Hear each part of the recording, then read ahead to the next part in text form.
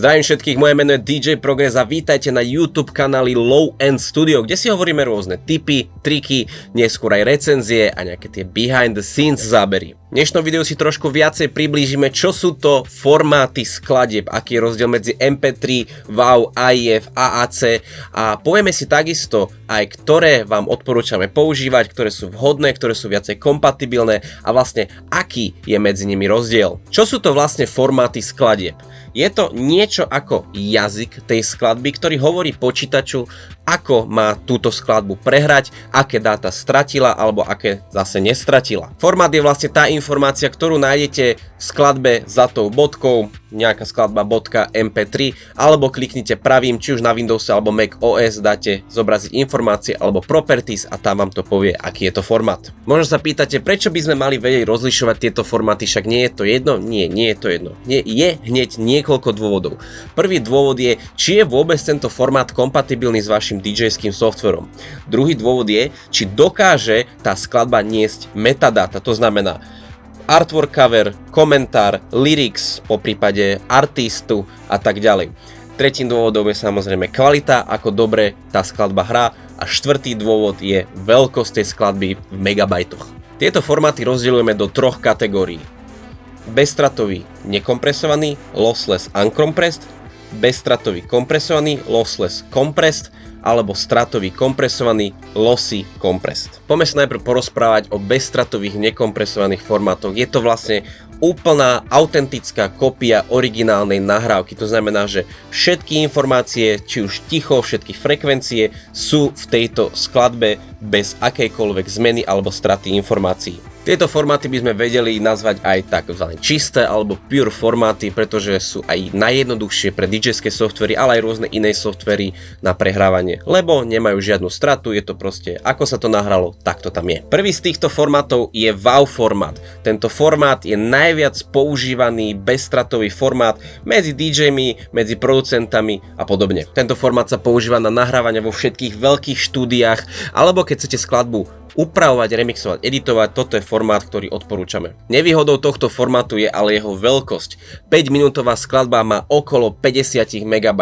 Druhá nevýhoda tohto formátu je, že nedokáže nosiť metadata. To znamená, že informácie o autorovi, komentár, artwork, toto bohužiaľ nedokáže prečítať. Niektoré DJ-ské softvery ako napríklad Recordbox vám síce dovolia dať artwork, lyricsy, komentáre alebo názvy artistu, ale je to také fejkové nazývanie, také ako keby obchádzanie problému, ale v skutočnosti tieto informácie nie sú súčasťou tohto formátu tej danej skladby. Druhým bezstratovým nekompresovaným formátom je AIFF, čo je vlastne formát od Apple.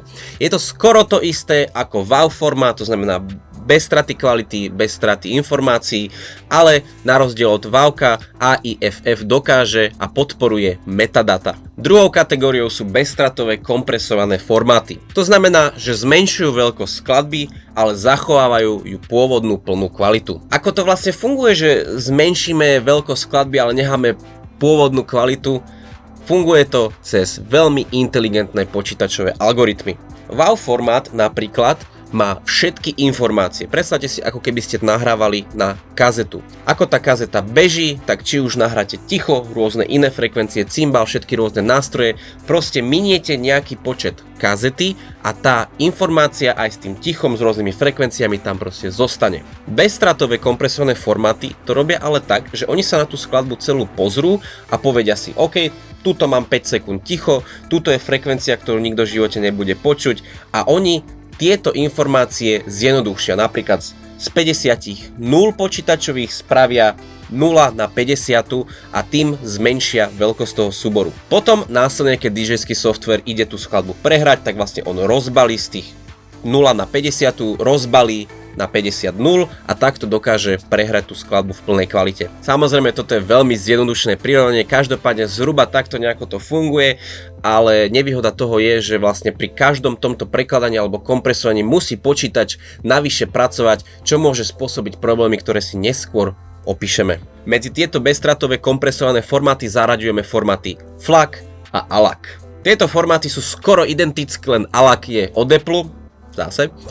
Nevýhodou týchto formátov je napríklad, keď používate pri DJingu iTunes, tak FLAC vám iTunes neprehrá, on prehrá iba ALAC. To znamená, že ak veľmi potrebujete pri DJingu iTunes, tak FLAC formát vôbec neodporúčame. A druhou nevýhodou je tým, že sú to síce menšie súbory, ale počítačovo zložitejšie, tak môžu niektoré zariadenia mať problém s týmito súbormi ich prehrať. Môžeme si povedať napríklad príklad staré XDJ RX2 FLAC formáty absolútne nepodporujú a dokonca aj niektoré staršie 2000 nepodporujú FLAC formáty. Z vlastnej skúsenosti môžem tiež povedať, že tieto formáty vám neodporúčam používať FLAC ani ALAC, pretože vždy, keď som mal problémy s prehrávaním skladby, tak bol to vždycky formáty FLAC alebo ALAC. No a posledná kategória formátov skladby sú stratové kompresované formáty. Ľudovo povedané, počítač si povedal, že zober túto skladbu a vyhoď z nej čo najviac ako sa dá. To znamená, že tento formát zobral z pôvodnej skladby naozaj veľa a navždy to vyhodil. Samozrejme nevyhodil úplne všetko, ale tento formát sa snaží zachovať len tie časti skladby, ktoré budú naozaj vedieť všetci počuť. To znamená, že tieto formáty vyhadzujú všetky tichá na začiatku alebo na konci skladby, vyhadzujú veľa frekvencií nad 20 000 Hz napríklad, ktoré ľudia nevedia počuť, ale ponecháva to naozaj najdôležitejšie. Existujú rôzne kvality týchto bezstratových formátoch, ktoré určujeme v kilobitoch za sekundu, kilobits per second. Aby sme si povedali príklad, niektoré rádia alebo streamovacie služby vysielajú alebo streamujú MP3 v 128 KB za sekundu, čo je podstatne menej ako my odporúčame používať napríklad 320 KB za sekundu MP3. 128 KB MP3 je samozrejme menšia ako 320 KB MP3, ale zase je o to kvalitnejšia. A týmto sa dostávame ku konkrétnym formátom a to je všeobecne známa MP3 alebo MP3 alebo Appleácky formát AAC. Tieto dva nestratové formáty sú skoro identické. AAC je trošku lepšia kompresia, to znamená, že menší súbor má podobnú kvalitu ako väčší súbor MP3. Aby som povedal príklad, 320 na MP3 je takisto kvalitná ako 256 AAC.